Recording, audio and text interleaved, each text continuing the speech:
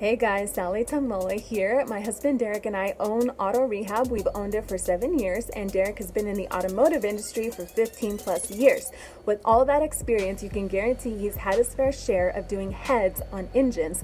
Well, for those of you that like to do it at home, we're sharing some tips of how to do it correctly. It has to do with lubrication, has to do with torquing, and we're also doing it on a Supra engine. Totally awesome. Also, we're answering 2 of your guys' questions. Those of you that view, we love for you to ask questions in the comments, or you can DM us on Instagram. You can also email us at autorehabflagstaff@gmail.com with any question that pops up in your head. Also, we'd love for you to share this content, subscribe to our channel so you make sure you get these awesome videos every Wednesday. Enjoy as Derek takes it away. So this motor is going to be a little different than your motor. One, because we have ARP head studs instead of regular head bolts. We've gotten rid of the factory head bolts. We went to a stronger ARP head stud, and we're using those to help clamp this head to the block as tight as possible. Now, if you're at home doing a head gasket, one thing for sure is most engines always require new head bolts anytime you've taken them out. So head bolts are designed for a one-time stretch to yield.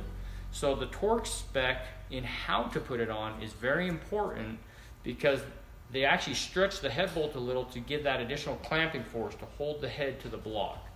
The reason that's so important is as your piston's coming up, it's creating compression, which is trying to push the head off, and that's actually where your power is created.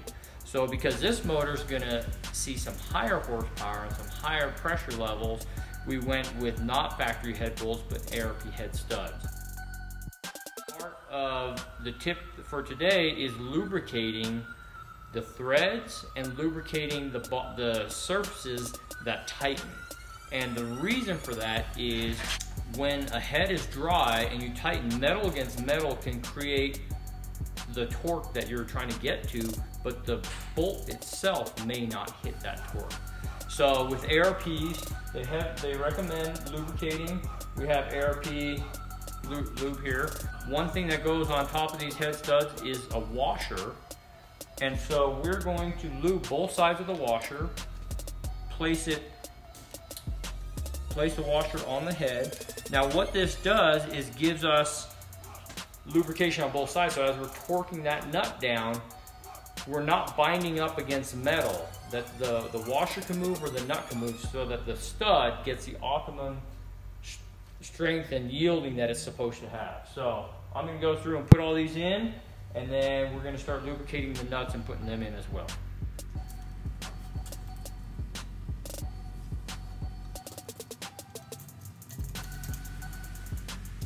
Now, the next part about this, the nut that we're using on this, and this is only because we have ARP head studs that we have nuts on this kind of a build, whereas you would normally have a head bolt. You would lubricate, if this was a head bolt, you would lubricate the bottom surface of the head bolt and the threads of the head bolt before you put them in. And that's to do kind of what we're trying to do here, except for on a normal motor with factory head bolts. We're gonna guide these on, start them, thread them, and I'm gonna get them all ready for our torquing sequence. All right, so I went really quickly through and put all these nuts and retainers on, so they're all on.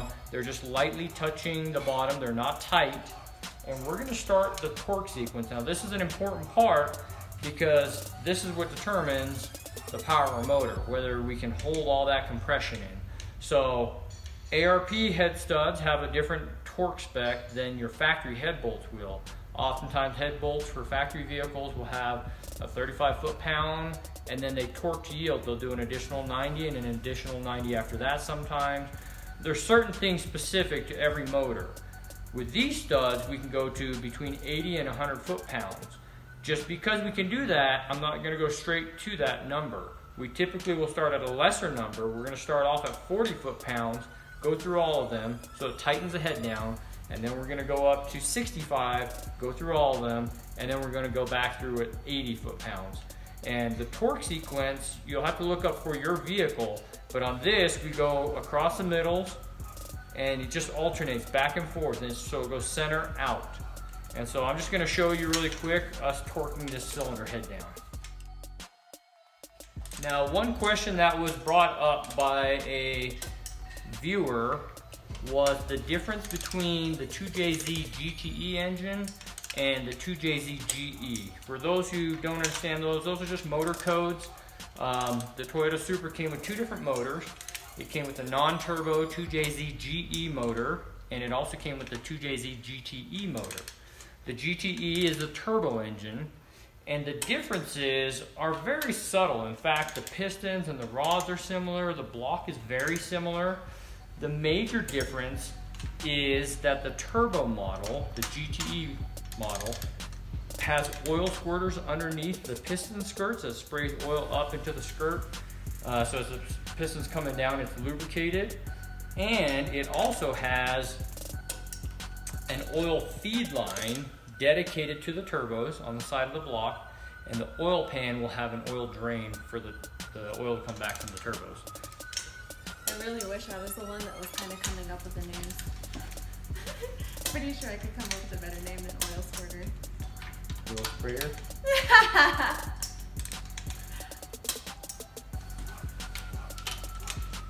Oil shooter? I think that sounds even more. We got everything at 40 foot-pounds, and we went across. If you notice, I kind of staggered back and forth until we got the whole thing tightened.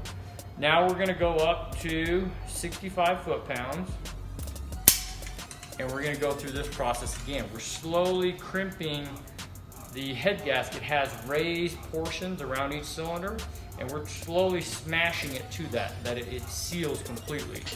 And so the process is very important. So this one, you'll notice it is tighter, and we go till it clicks.